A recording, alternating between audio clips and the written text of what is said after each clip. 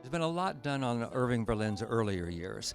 A lot of reviews about Tin Pan Alley, his Broadway stuff, but there, to my knowledge, that's why I came up with the idea that there's nothing been centering on the Hollywood years, which was a real distinct period for him. He reinvented himself at a time when people didn't reinvent themselves to become a movie songwriter.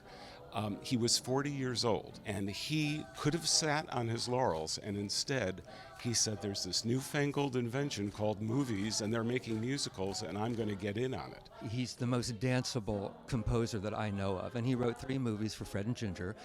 And then, of course, he started off with ragtime. So this man understood dancing, he understood rhythm, he understood certainly melody. One of the first things to be minimized in more modern musical theater shows is dancing, and that's a violation when you consider the history of musical theater.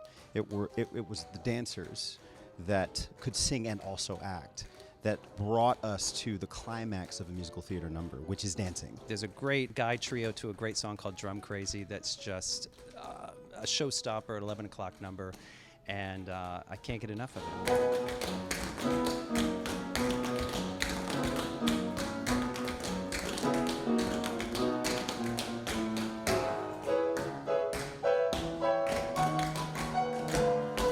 With these songs, singing these songs in particular, is that they have such a big range. Also just making sense of the lyrics, which are so filled with imagery. It's been a joy to kind of dig into these songs and really put our own flavor on them. There are so many songs that he wrote. He just kept creating, even if it wasn't used. There's a whole bunch of trunk songs. It's amazing that he wrote so many.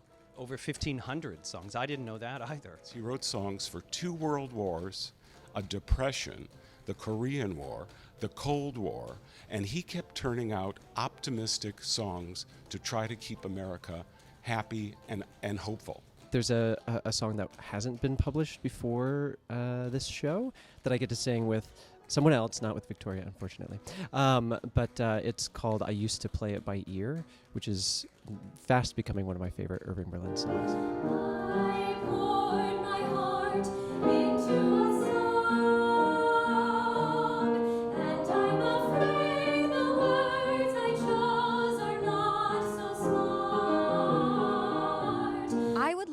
for people to come away from leaving the show with 90 minutes of escapism. There's so much going on in the world, in our country, and to just be able to sit and watch something and come together. I mean, we haven't been able to perform in 18 months, so it's really exciting for us to be out there, and I hope that people walk away from the show with just an enormous sense of joy. You should come see Cheek to Cheek because the music is absolutely stunning, and the talent on the stage is like astronomical. You need to come see Cheek to Cheek because it's got some of the greatest music in the history of songwriting. Wonderful opportunities for all kinds of dancing, from tap to theater jazz to ballroom, so it runs the gamut. But mostly important, in addition to all of that, there's a story and you walk away knowing the man and learning about the man in a very entertaining way.